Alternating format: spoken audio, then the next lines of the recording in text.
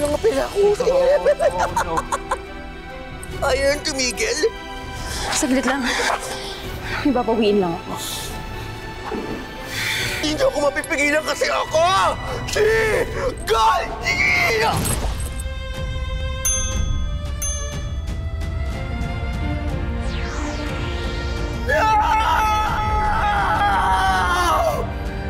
This is not right! What did you do? No!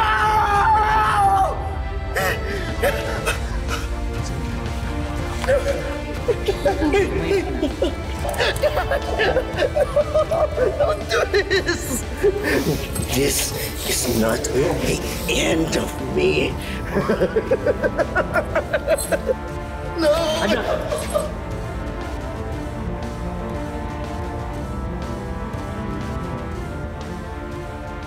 Salamat. Ako yung dapat magpasalamat. Salamat sa iyo, Isabel.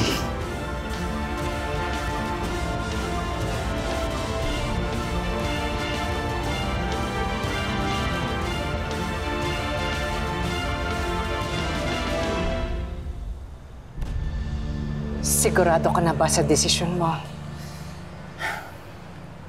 Pagkatapos po ng lahat ng nangyari, na-realize ko na kaya ko palang lumaban kahit na wala akong powers. Na kaya kong ipagtanggol yung mga mahal ko basta hindi ako susuko. Tama kayo, Pink Lady. Hindi porket mahina ka sa umpisa ay hindi ka na magiging malakas at matapang. Ako mismo ang dapat gumawa ng paraan para mapabuti ko yung sarili ko. Natutuwa ako dahil marami kang natutunan. At masaya ako dahil mula noon sa pagiging Bruce na duwag at kulang sa galing, ikaw na ngayon si Bruce na matapang, malakas, at higit sa lahat, handang tumulong kahit kanino man na nangangailangan. Kaya sa tingin ko, para sa'yo talaga ito. Pero Pink Lady, Itago mo. Dahil wala naman nakakaalam kung kailan mo ulit ito kakailanganin.